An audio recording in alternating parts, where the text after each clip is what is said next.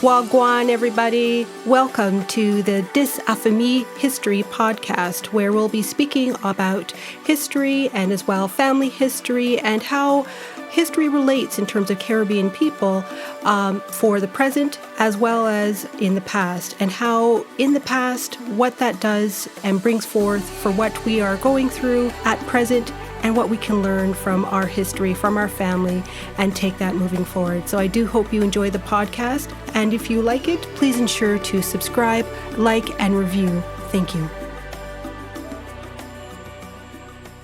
Thank you so much for coming on to the podcast, Professor Mullaney, discussing your new book, How We Disappear.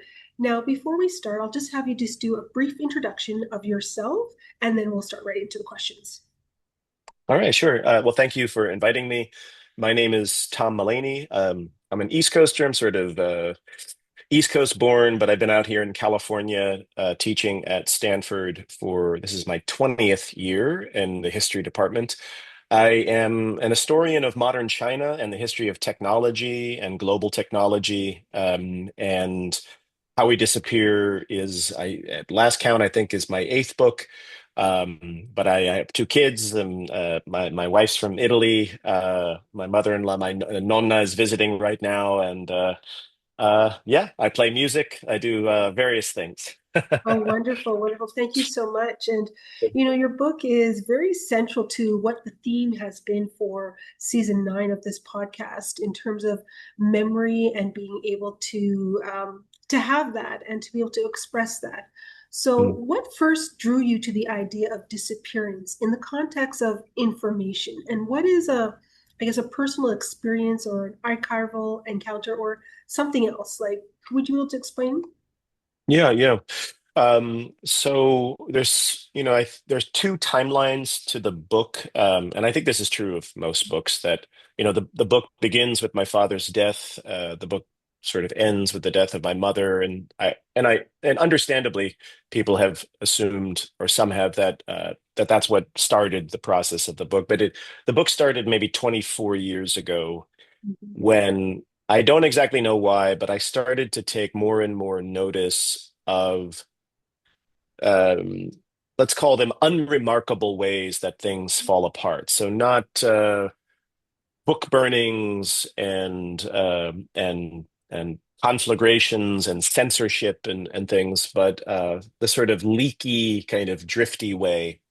And I'll give you one example. It wasn't maybe the origin point, but it really drove home the points. When I first moved out to Stanford, I was living in San Francisco, and I was buying coffee on a credit card. Like if I didn't get this job, I don't know what I would would have done. But I lived lived in this house with seven other people. It was like a almost like a co-op for young 30-year-olds, and Mike, I was 27 at the time, but we're adults. We cleaned up after ourselves.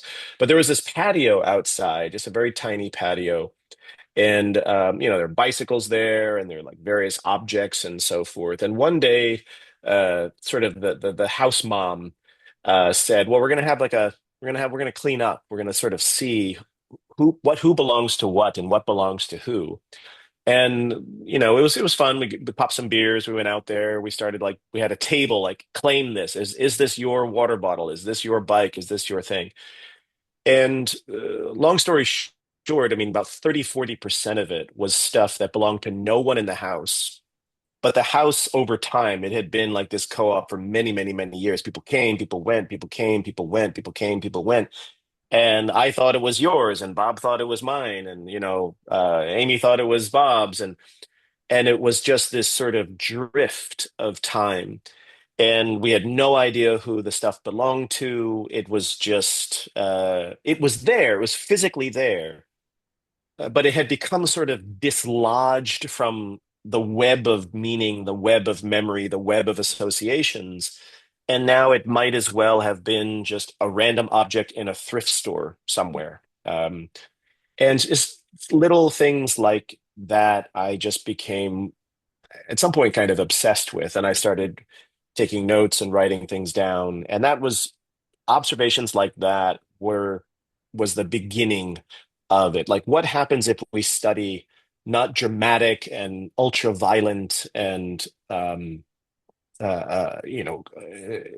singular acts of destruction or disappearance, but kind of look at the more, the more almost like erosion process. What happens when we try to inventory all of it and wrap our head around all of it? And that was really the beginning of the book. Wonderful. And, the book has the subtitle that emphasizes a personal history. How did your own life kind of intersect with the larger story you're telling about information systems? So this one, I guess, I mean, in some senses, this is even earlier than 24 years ago. But so there's one chapter of the book. It's the beginning, and it's this quote that my dad used to say to me a lot. I was like a very emotional kid. I was, and so whenever I'd get upset, my dad, who was sort of like a baby boomer dad, if you know the type, like sort of, never changed a diaper, wasn't really hands-on, sort of thought of parenting as basically mom's work and so forth. And so it was, but his one piece of advice for me as a young child was, don't worry, Tommy. Pretty soon you won't remember this, like whatever it was that bothered you today. So, don't sweat it. And as a little kid, I something about that kind of bothered me. Yeah, I distinctly remember.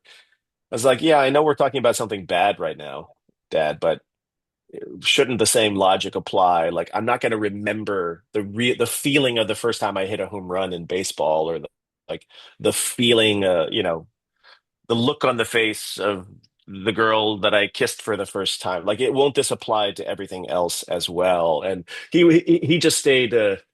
Again, he wasn't necessarily a kind of sit down and talk deep with your son kind of dad. So he just like left the room at that point. So I was really, it stayed with me, this notion of, um, you know, what happens to yesterday? Like, where is yesterday? Is it lodged in neurons? Is it embedded in objects? Is it in our muscle memory? Like, we know it's somewhere, or some portion of it, but that I think is where the personal part of it really started, from a very young age, I guess. Yeah, it's just a different way of kind of, I guess, processing that information. And I guess that this goes into what you say when you say people or things disappear in systems of information. What does that actually look like in practice? I know it's probably similar to what you just indicated, but what does that actually look Yeah. So one example that, when it happened to me, I wasn't very happy about it because it was like a devastating technological failure, but it makes for a great sort of case study. So I'm a musician. The thing I've been doing the longest in my life is writing music. I just, pop songs. I've just been doing it my whole life. And some people that learn to draw, they have sketchbooks and things, and I have cassette recordings and 4-track recordings. And then I bought this mini disc player in Japan that was just like, it was just constantly with me, and is like an essential part of my life. And and I was a recording musician, a touring musician, so it was also part and parcel to the process of working on an album. And I was doing my job. I was documenting stuff. I was actually naming the files, and this was this practice, this audition, or this. I was doing what you're supposed to do if you want to kind of keep track of this stuff. And this one time, I loaded all of these MP3s onto, I think, an early generation of an iPod. I can't remember which model, and I would carry that around with me, and I'd sort of play it to remember what a song was, and then I labeled everything. And then that one died, or I had to migrate it to like the next generation. And it was a better iPod. It was a better machine, more gadgets, more bells and whistles. Um, and it was a catastrophe because one of the new features of this new device was that it had an auto power saving function. So basically, like you flip through with your little dial to like a particular MP3, and then the title of the file would start kind of ticker taping across the screen. Now, if it's a pop song, like if it's something, if it's a Stax Volt, if it's Tom Waits or an Otis Redding song, the title is pretty short, so you can read it. But for me, it was, June 26th, this thing, and I give a full name of something, take two or whatever. And that was fine in the previous model. But now with this new power saving function, the screen would go dark before the full title went by. And here's the other part of it. If you like said, oh, I'll just tap it to like turn the machine back on, it would start the process of giving you the name again. And so suddenly, this iPod, which had thousands and thousands of files and songs in it, all the files were still there. There was no fire. I didn't drop it in a toilet bowl or something like this. But it had become basically this forensic crash site where if I was going to recover what these were, I would have had to listen to over 1,000 recordings and rewrite all of their names. And that's an example of an information system collapsing by means that we don't often associate with something collapsing. Again, the machine didn't break, no one stole it from me, no, it was it just got lost inside itself. Mhm. And I was like, I don't have 600 spare hours to rebuild my life. And so I kind of had to kind of move on a little bit. Um, so that was, that's the kind of phenomenon that I tried to get at in different ways in the book. Absolutely, because that is definitely something that people can relate to and not necessarily align it or classify it or connect it to something as disappearing, so to speak. Because as you said, it didn't break per se, Yeah. but it just is that you're having to then reclassify all that information. And as well, Professor Mulaney, your work often touches on language and classification. How do Hmm. systems like databases, forms, or and as you mentioned before, naming conventions shape who is visible and then who Mm. is erased? Yeah. There's a colleague I spoke to, and there's so many brilliant people I had a chance to speak with who, the book is a very short book, so there's 10 more books worth of notes, but one story that didn't kind of make its way in because I couldn't quite figure out how to pin it down, but still haunts me, is a dancer who I interviewed who has a sort of training in classical ballet and all the terminology and categorization that comes with that. So all of this different kind of terminology of the shape of the body, the position of the body, the orientation of the body. And then sort of, I guess maybe later in her career, she began to work in a totally different tradition. I think it was Indian dance, so South Asian dance.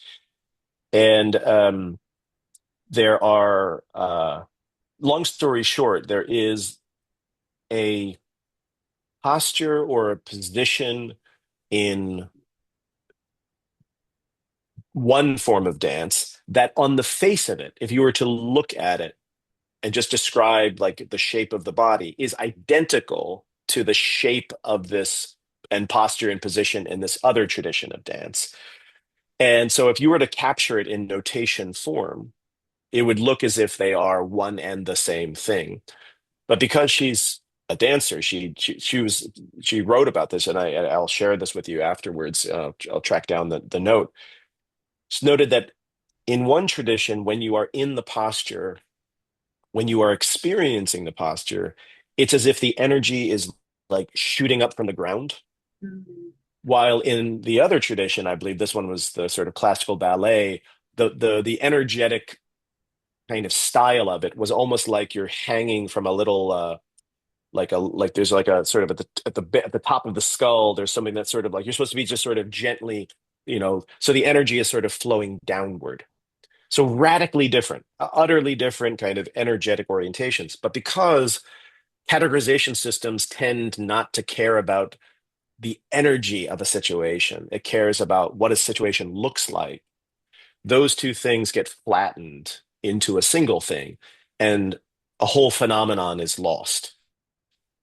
And so it's not it, you know it's lost again, not because it was censored or not it's lost in this in a naming convention, in and also a privileging of one way of thinking about reality, which is I don't believe that energy exists. I think that reality is just a bunch of people in different shapes going through an empty Cartesian space.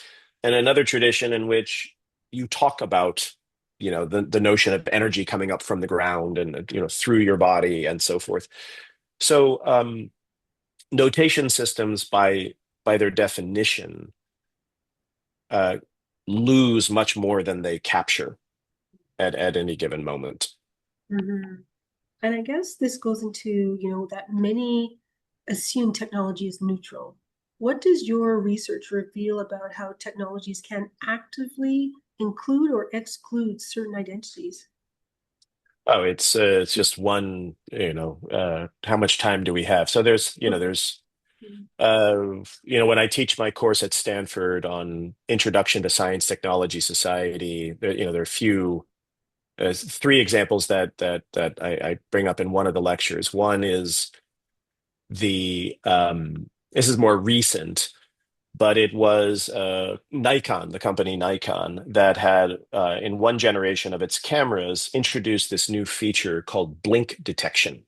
And this is, for anyone that's ever taken a family photo at Disneyland, and, everyone is trying to get in posture, and then you get home, you develop the film, and little Billy was blinking, and now you can't hang up the picture. And so the idea was to solve this problem, right?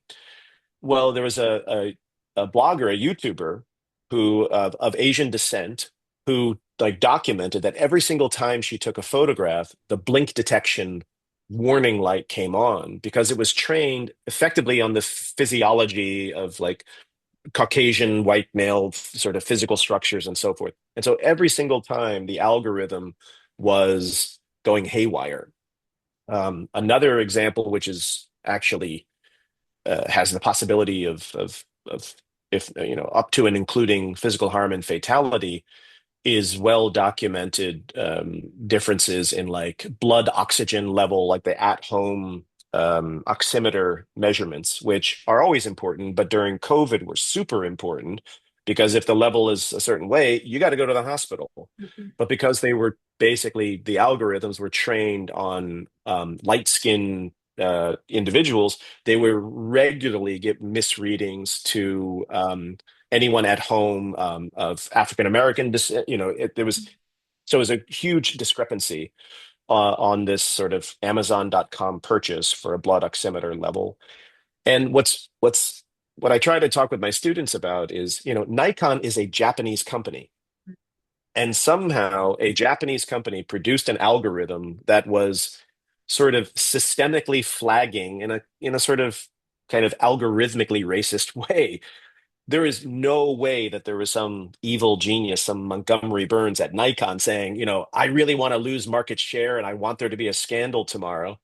And yet it made its way, somewhere and somehow through these distributed means, things find their ways. In addition to all of I mean, I think evil exists. In addition to all of that, which goes on, there is this whole other story of micro distributed decisions that lead to these kinds of outcomes. And there are just, I mean, I would venture to say that it approaches infinity the number of examples of this. Exactly. Not necessarily that was done intentionally, but this was one of the outcomes not foreseen. Um, Yeah, yeah. so, Um, you've done extensive work on Chinese language technologies. How does your research on Chinese script help us understand, I guess, the broader global information systems? yeah, thank you. So, talk about talk about exclusion. So if we, right now, China is one of the IT, juggernauts of the world, and it's the Chinese language is one of the most successful languages of the digital age. If you back up the tape night to not that long ago, 20 years ago, 30 years ago, all the way back to uh, the dawn of computing, and then even before that, to typewriting and telegraphy. The prevailing understanding was that if China is going to join the industrial modern age, and at that point it was unquestionably that modern meant Western, as patterned after, say, Western Europe and the United States, that the price of entry would be severing all ties with its history and culture as represented by Chinese writing. That was the price. That was the like, the price of entry to get on this boat. Um, and structurally, there was truth to that because structurally, the information age, from basically Morse code and electrical telegraphy all the way through typewriting and so forth, was built by and for speakers of English. It wasn't, again, Morse did not sit down, in a dark shaded room and say, I can't. I look forward to excluding German people, and I look forward to. It was. We reproduce what's close at hand, and then because then it rode on the back of colonial warships and imperial warships and American capitalism and started to spread through the world. But it was always very local at the outset. But then this very, very local technology got sort of stretched around the globe, to, for some writing systems and languages, no big deal. French, fine, we have to add some accents and it'll work. Russian, different writing system, but the Russian Cyrillic behaves in certain ways similar to English and Latin. And then things get trickier. Hebrew is right to left, Arabic is right to left, and the letters connect. And then you have Chinese, which was just kind of beyond the pale. It's non-alphabetic. It's a large character set. It's not that it was a intrinsically or in any essentialist way a problem, but now in relation to this information order, it was it was sort of incompatible. It was the idea. Um, and so most people, including many very, very, very prominent Chinese activists and reformers and politicians, also, bought into this. I followed this sort of ragtag international group of engineers and linguists and entrepreneurs who said, you know what, I don't accept that. Like, there's no way that this is the end of the story. We want the industrial age, we want the digital age, but we don't accept these terms of service. And they banged their head around it. They banged their head against it. It's like failure, failure, failure, failure, failure, failure, meteoric success. And to me, what it shows is at any given moment, no matter how universal any given order seems, we're we haven't, humanity is a vast, however many thousand room mansion, and we're basically over here in still puttering around in like one tiny wing of it. And we haven't figured it out yet. We really haven't figured out humanity yet. Um, is my feeling. Yeah, we're working on it, so to We're speak. working But on it. but would you be able to share a moment where bureaucracy in the form, either forms, records, or official systems, made someone kind of quote unquote disappear in a meaningful way? Bureaucracy does it on a Mhm. regular basis. So yeah, I mean, we now we live in an era where everything that we do is documented, and there's, it freaks us out, of course, but we are also unbelievably uh, kind of okay with it compared to human beings. You know, Mhm. 200 years ago, before, like, people would look at us now and say, I can't fathom how you tolerate this. But that story really begins. It has deeper roots, but it really, really, really takes off in like the 17 and 1800s, when a mixture of unprecedented scale of warfare and Mhm. the whether it's you know wars in Western Europe. In the you have the sort of Taiping Rebellion and its aftermath. You have the American Civil War. Is people just sometimes lose sight of the fact that like the American federal government before and after the American Civil War is like night and day. It's just and worldwide, like the number of men under arms, the size of the bureaucracy, the size of the federal government in any state explodes roughly around the same time. And one of the things that states do is they're just anxious. They're anxious little machines, and they want they want and need taxation, and they need soldiers, and they worry about real or perceived tax evaders and criminals, and so what that leads to is an explosion in the recording and documenting of really the hopes and fears of states.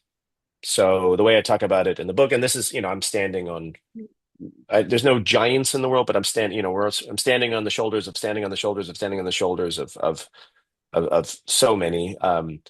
But this is the birth of the passport, and this is the beginning of the modern immigration regime that we still live in. It's so if you get married, if you buy a house, if you cross a border, if you commit a crime, if you're perceived to commit a crime, or you're categorized as one that the state believes has a propensity to commit a crime, then that produces ink on paper and photographs and things.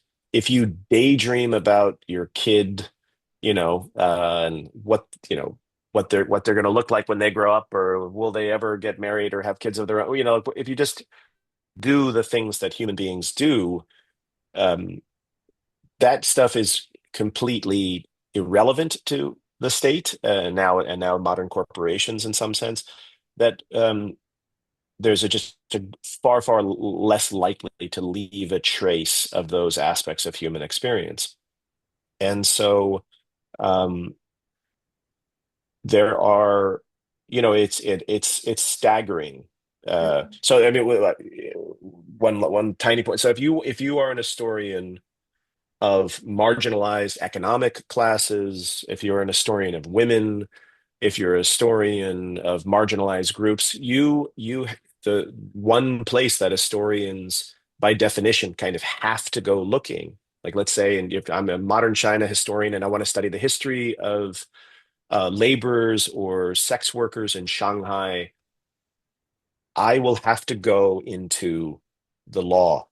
I will have to hope that one of them got arrested Yeah. and have a transcript of a conversation, Mhm. because otherwise, their value as human beings, their humanity doesn't register for society in many cases, but certainly not the state. So you kind of have to. The only way to see them is if they trip the wire of various recording technologies, so to speak. They run a red light, so to speak, in the game of life. Mhm. And so it's a constant disappearance act that's going on. Yeah, I mean, many family historians can really relate because, again, they can find an ancestor, 20 years apart, but they cannot find continuing information about Mm. that particular ancestor. So, and I guess my next question is in regards to historians who often work with what is, of course, recorded. How do you approach what's missing, erased, or, again, never documented? You yes, so there's, I mean, I would say that there's an absolute long-standing privileging of the written word and the idea of the authority of the written word, and which has huge Mhm. historical and cultural connotations. You think of classic books, history and the Europe and the people without history. That is the notion that any societies or cultures that do not venerate the written word, or choose that as the medium of documentation, in some sense are understood as not having history, and the steady sort of lowering of status of oral traditions and so forth as unreliable or et cetera, mythological. So there's just from the profession of history is already very squarely in the camp of that, and there's no way not to inherit that legacy. To kind of swim against that, I think that that's when classically historians have started, this many, many decades ago, to look at methodologies that come from other entirely different disciplines, whether it be ethnographic methodology or kind of participant observation, oral history as a practice, even what sometimes falls into the idea of almost experimental archaeology, where you you try to sort of almost insinuate your brain, your mind into something from the past that you're trying to understand, but you have no reflections by the person who did it. You have no there's no third party, but they were a weaver. They made books, they made paper, they made baskets, they made, so you do that. You start to so I know many historians, I've done this myself, who will kind of do a crash course in some particular practice. And what's really key about that is, and everyone that I know understands this, it's not as if you do it and then you can say something definitive about the person, because you can't. It would be unethical to do that. But what does end up happening, and it's pretty magical, is just by engaging in the practice that the person you're trying to think alongside, that they engaged in, new questions occur to you that just probably would not have occurred to you in Hmm. any other form. You work on a basket for 3 days and your back is just killing you. And you start to think, like, you start to ask questions about the body. You start to ask, and ultimately, you hope that maybe one of those questions that bubbles up, maybe there is some pathway or another by which you might be able to get at that. And so there are some historians that are just they are the gods of this. Uh, they are their minds. Their minds, I say this with great admiration. So every now and then in the summer, our apartment is, ants are getting in to get water, and just the sort of iterative, distributive, like, system, and just the absolute relentlessness of, like, sending out from the ant hill, going in 9 different directions, 8 of the 9 always failing, but maybe one will, like, find a drop and, like, communicate back to we found it, that some historians, the ones I admire most, their minds work that way, and they just sort of send out their mind in 100 ways. 99 do not find water. Um, but every time they don't find water, they never ever take it as proof that they should stop, that water doesn't exist. They just say, I haven't checked the right crack in the right windowsill yet. Um, um, yeah, those are the historians I admire most. No, no, thank you so much for that. And of course, we're going to go present. So in today's digital age, social media, AI, big data, are we seeing new forms of disappearance or just updated versions of the old patterns? Yeah, that's a great, a great question. I think, I think, I don't know if it is the same, but as something that has happened before, but I do think that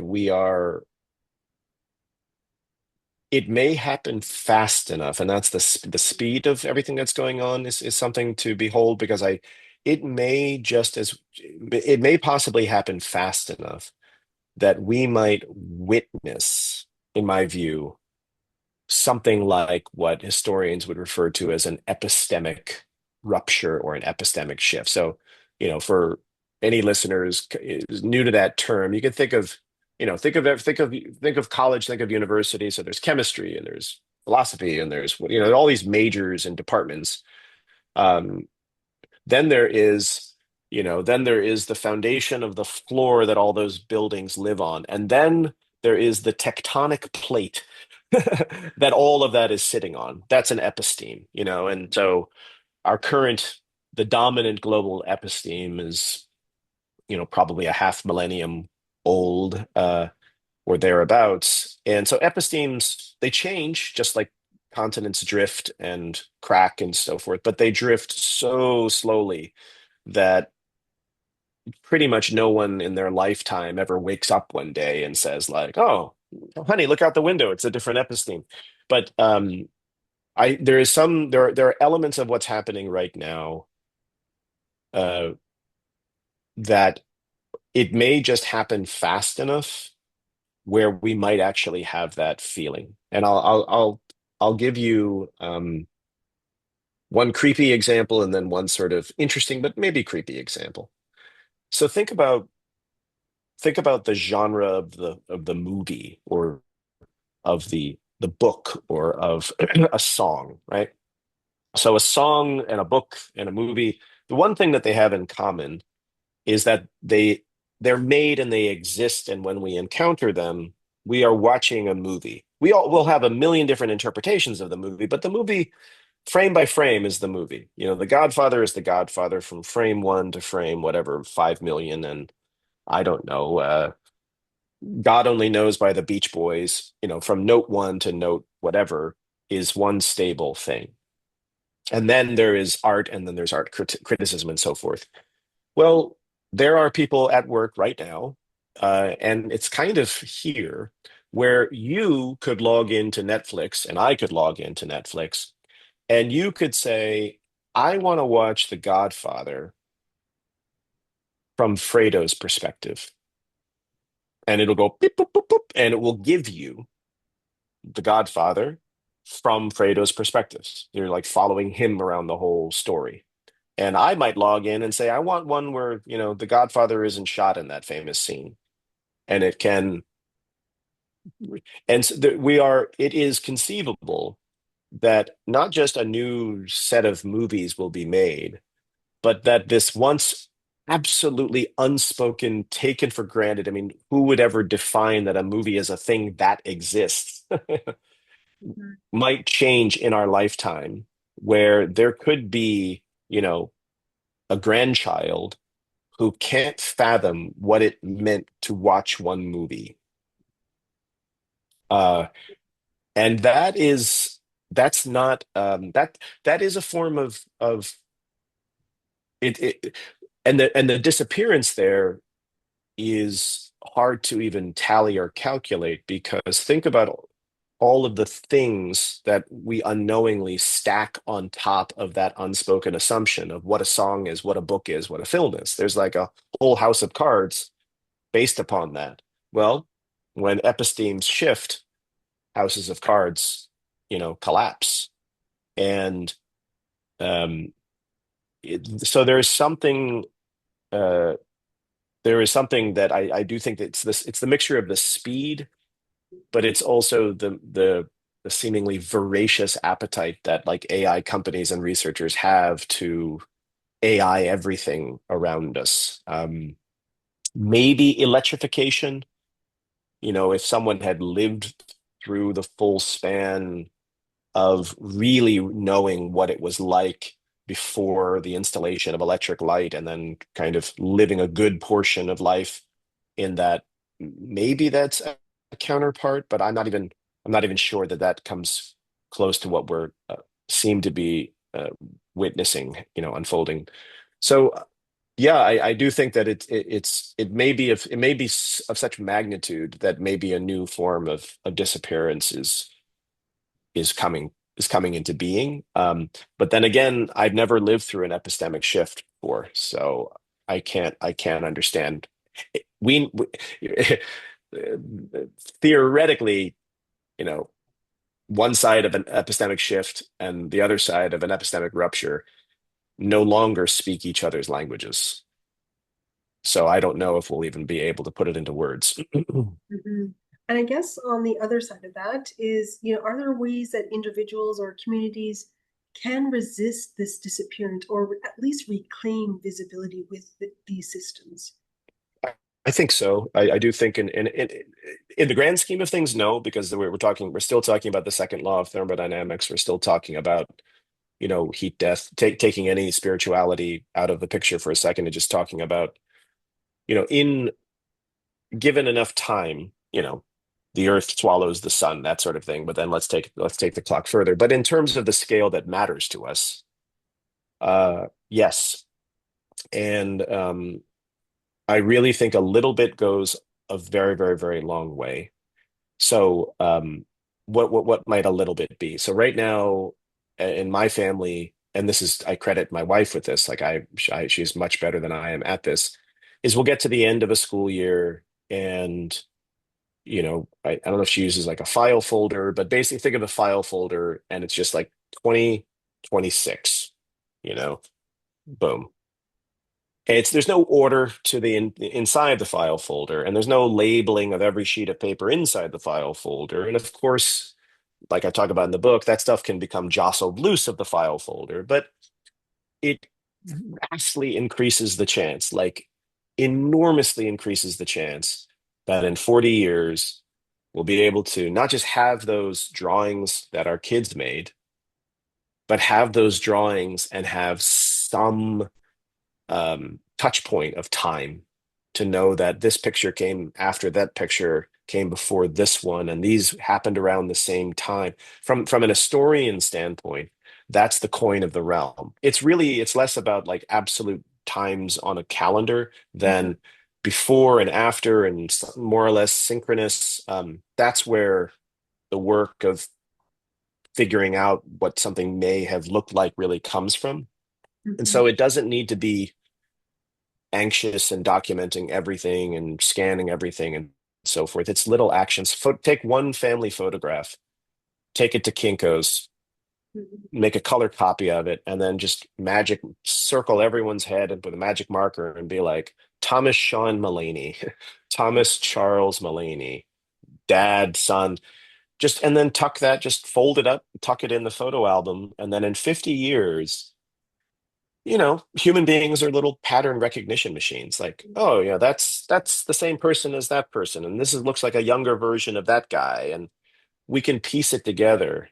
But just that one sheet of paper is missing. It might as well be a random box in a thrift store somewhere, for all that I know who anyone in the photograph is. So I do think there are little ways that we can keep things aloft. For a bit longer in ways that matter to us that we'll really be able to feel. Yeah. Yeah, definitely. Just definitely with the mattering part. And as we come to a close, Professor Maloney, after reading your book, what's one thing you hope people will start noticing differently in their everyday interactions with information systems? Yeah, and let me say thank you again for yeah, for being interested in the book and for inviting me on. I what I hope, and I think if anyone reads the book, they'll see this, is it sounds like a very heavy book. It's disappearance and parents passing and so forth, but I do hope that when if and when people want to read the book, they'll see that there is a kind of optimism, or almost I really am in awe now that anything holds together at all. Like it is. It's not just that the story, and this is a well documented, no, not understood, but well documented story and admiration of like the absolute improbability of the existence of life itself in a universe that is just really, really allergic to order of most sorts. But also just that in our day-to-day life, more often than not, if I have a 10 o'clock coffee with someone, I make it and they make it and the coffee guy makes it, and like this fictional thing called dollars and cents make it. And I speak a language because someone sang the alphabet song to me like 9 billion times. And just like the number one thing is, um, whenever whenever you're there on a on a Monday at 9 a.m. and then at 9:01 a.m. you're still you, and the world around you is pretty much the same at 9 o'clock as it is at 9:01, that's a miracle. That is like and it's more than it's a phenomenal, almost incalculable amount of work done at almost every register, the atomic, the molecular, let alone like the level of organisms and so forth, to make 9 o'clock and 9:01 be continuous. Because there's nothing natural about continuity. Continuity is the thing that's weird. Discontinuity is the rule. Continuity is special. And so one is, if you forget things, if things get lost in family history or history, like give yourself a break, reader, give ourselves a break. It's hard enough to get through Monday. It's hard enough to get through Tuesday, let Exactly. alone to reconstruct Monday from, 50 years ago. Um, but but do know that getting through Monday and remembering Monday from 10 years ago are actually at odds with each other. Mhm. They are it's like it's like realizing it's like one of those things where you realize that, wow, the thing I need to do for my job, which is sit at my desk all day, is really bad for my health. So I'm going to have to make a choice to like do something that is not so good for work in order to like continue living and functioning. It's a similar thing with life, keeping life information and then keeping history information. They do not go together. Uh, and so you do, but a little bit goes a long way. A dash of salt goes a long way. And yeah, Yeah, those are some home truths that we all need to take. yeah, But it is definitely true. I mean, if you're trying to recreate something from 10, as you said, 50, 100 years ago, that's going to be quite challenging to do, and not to take yourself so seriously about it, and Mhm. relook back at it another time. But Yeah, no, yeah, thank you. I really appreciate you coming on and having the time and speaking about your book, because again, it gives another perspective of how we need to kind of look at things and how we need to approach things as well when we are in this whole thing of keeping or being the keeper of information. So no, yeah, thank you. Thank you so much. I yeah. really appreciate it. Thank you so much. Yeah, I appreciate it. Hoped you enjoyed this episode, and if you did, please make sure to like, follow, subscribe, and write a review for the episode wherever you listen to your podcast. Thank you.